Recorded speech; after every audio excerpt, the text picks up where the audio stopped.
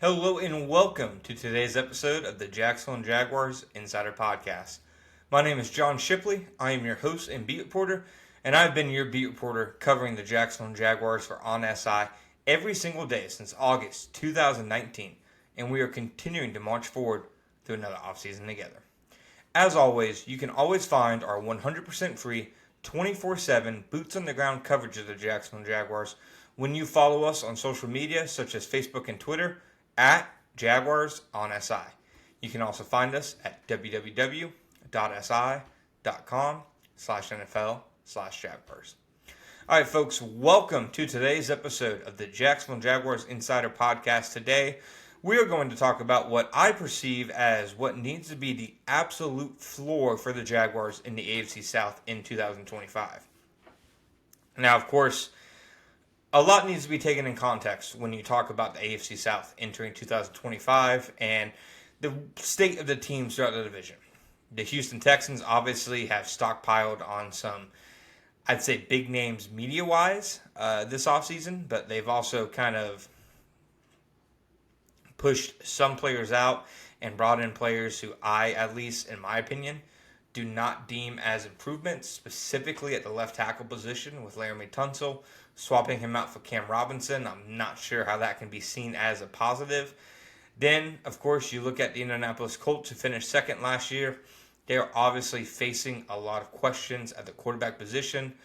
They brought in Daniel Jones for a quarterback competition versus Anthony Richardson that I'm not sure anybody frankly wins, even with a determined winner. I've made this comparison before, but it feels a lot like, to me, the Gardner Minshew, Aiden O'Connell quarterback competition from last year, where, quite frankly, everybody loses it, especially those invested in the team. Then they are the Tennessee Titans, who finished with the number one overall pick, selected Cam Ward out of Miami to be their new franchise quarterback under head coach Brian Callahan. We'll see how Callahan does developing Ward. But as I've said before, I'm a big fan of his talent, and I believe he is a significant upgrade over Will Levis before he even plays a game. Finally, there is the Jacksonville Jaguars. They finished 4-13 last season. A lot of dysfunction on and off the field, a lot of injuries. It was just a miserable year for the Jaguars. A year that Shad Khan proclaimed was supposed to be the best team in franchise history from roster perspective, from coaching staff perspective. He clearly was fed that information from somebody. It remains to be seen who it is, but at the end of the day, it certainly does not appear that was anywhere near the case. So, of course, the Jaguars cleaned house completely this offseason. They fired Doug Peterson about 3 weeks later. 3 weeks would be pretty appropriate, but 3 weeks later, they moved on from general manager Trent Baalke, and they ended up hiring Liam Cohen to replace Peterson and James Gladstone to replace Baalke.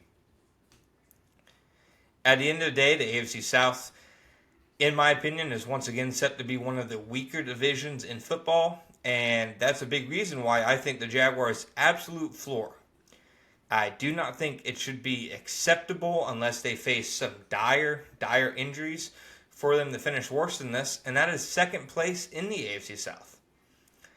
Maybe that's being a bit too optimistic about a team that went 4-13 last year and completely fell apart at the seams, and a team who seemingly has not won a game with any adversity on the line since 2022. But with that said, we just went through the context of the AFC South and why I believe that. And to me, simply put, for this Jaguar season to be deemed a success, they have to finish second place at worst in the AFC South. That's a perhaps a lofty projection for a team that finished 4-13, but a few different reasons why I think this. One, the AFC South is not a murderer's row. They're not in the NFC East. They're not in the AFC West. They are in one of the worst divisions in football. I'd say the NFC South is worse. Otherwise, I struggle to think of another one. You could perhaps, make an argument that as a whole, the AFC East isn't very good, but they have an elite team. And the NFL's reigning MVP in the AFC East, something that the Jaguars in the AFC South don't have. There is not an elite team in the AFC South. Is there a best team in the AFC South? Of course there is. I've said once, I've said before, I don't think anybody can say entering the season any team is the number one team in the AFC South other than the Houston Texans. They've won the division in back-to-back years. They've proven that they were able to overcome some of their own adversity and incompetence from past staffs, and they've put together a solid program. With that said, that's just what they are, a solid program. It's not an elite franchise by any means.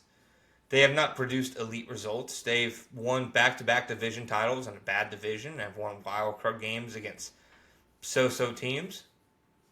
But when you compare them to the elite of the AFC, I'm talking Kansas City Chiefs, Baltimore Ravens, Buffalo Bills, not Cincinnati Bengals whatsoever, I don't think you can compare Houston to these teams. In terms of the team in the division, in my opinion, that has the worst number one team in the division, the AFC South is clear. I mean, Baltimore Ravens, clear them. Buffalo Bills, clear them. Houston Texans, clear them. They are not some immaculate, flawless dynasty. They are the best team in the AFC South over the last few years, and again, I think should be considered the best team in the South entering the year, but that's what they are. They are the best of a mediocre group. Outside of that, to me, looking at the other two teams in the AFC South, I don't think the Jaguars can justify being worse off than them this year. I mean, just starting with the Tennessee Titans, they finished with the worst record in football. They have who one head coach ranking from CBS Sports deemed the worst head coach in football right now in Brian Callahan, and I'm not sure that's that far off. Nothing personal. It's just you saw the results. You saw how that team and that locker room was kind of combusting all year long. I don't think Brian Callahan is a very good head coach. On top of things, the roster, not exactly talented. To me, they got a lot of questions in the secondary, and they have even more questions in the skill group. They have, to me, the worst skill group in the NFL. We recently saw ESPN rated them as the worst skill unit as well. I'm a big fan still of Calvin Ridley and what he can do. But outside of Ridley, there are a ton of questions. I mean, simply put, the Titans, I'm not sure if any of their receivers outside of Ridley would start on any of the top 20 teams in the NFL and their offenses. There are teams that need wide receivers, and then below them, there's the Tennessee Titans. They need help. And then, of course, there's the Indianapolis Colts. Daniel Jones and Anthony Richardson. Now, the Jaguars are not some defensive juggernaut who you can say they should absolutely not lose to these quarterbacks. They were absolutely putrid on defense last season, and they now need to prove it under new defense coordinator Anthony Campanile that they can be, to me, at least close to average. That's what you should probably hope for in year one of his tenure. The Jaguars don't have a defense, so you can just say there's no way they lose to this team because they've lost to bad quarterbacks before. They've lost to bad quarterbacks in recent years. They lost to plenty of bad quarterbacks last year. But it's still Daniel Jones and Anthony Richardson. It is, to me, the worst quarterback situation in the NFL. And I'm not sure there's any way the Jaguars can justify finishing with a lower record than them. You now have Liam Cohen, who, even compared to Shane Steichen, when Steichen, before his Indianapolis days, I think Cohen, compare their two resumes, much more impressive. He's done much more, especially at the NFL level, even just based on what he did with the Buccaneers last year.